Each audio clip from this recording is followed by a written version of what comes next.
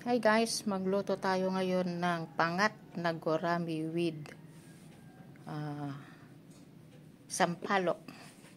So ganito ang procedure natin guys. Ilagay muna natin yung sampalok dito.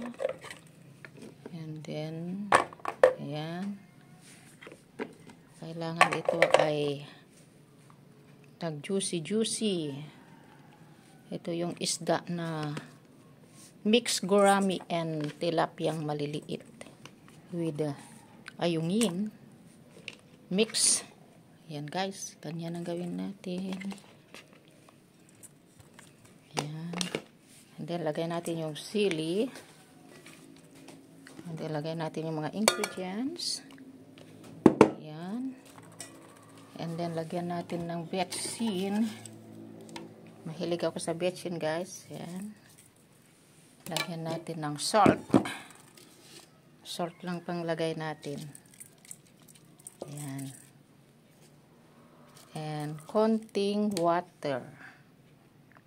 Konting water lang guys. So yan guys, kailangan ay slow fire lang hanggang sa mag-juicy yung kanyang mapiga yung sampalok. And then after that ay lagyan natin ng konting oil pag okay na siya. So guys, ito na. Okay na. Kailangan patuyuin natin. Ano yung kanyang sampalok.